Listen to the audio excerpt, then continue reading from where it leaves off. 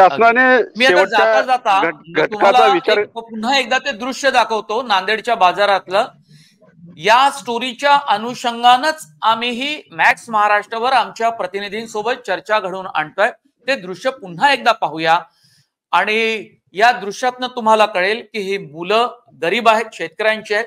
त्यांच्याकडे नवे कपडे घेण्यासाठी पैसे नाहीत, पालकांकडे नाहीत, शेतकऱ्यांकडे नाही, आणि म्हणून या बाजाराकडे त्यांची पावलं वळतात, जेणेकरून जुने कपडे कमी पैशात विकत घेऊन आपलं अंग त्यांना झाकता येईल, आणि तेही थंडीच्या दिवसामध्ये. आणि हे चित्र आहे नांदेड जिल्ह्यातल्या माळेगावच्या यात्रेमधलं. पुन्हा एकदा हे दृश्य पाहूया.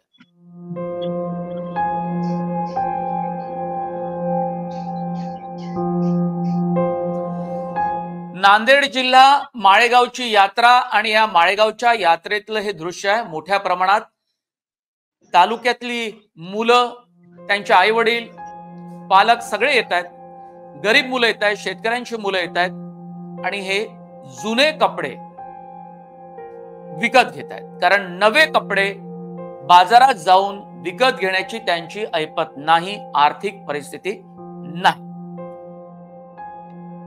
मुलं हसतायत कारण कॅमेरा दिसला की गावामध्ये त्याचं कौतुक असतात म्हणून ते हसतायत, अन्यथा त्यांच्या आयुष्यात दुःख आहे. आपल्या पसंतीचे, आपल्याला झेपेल इतके आहे त्या खिशातल्या पैशामध्ये हे कपडे खरेदी केले जातात, परत गावात जातात.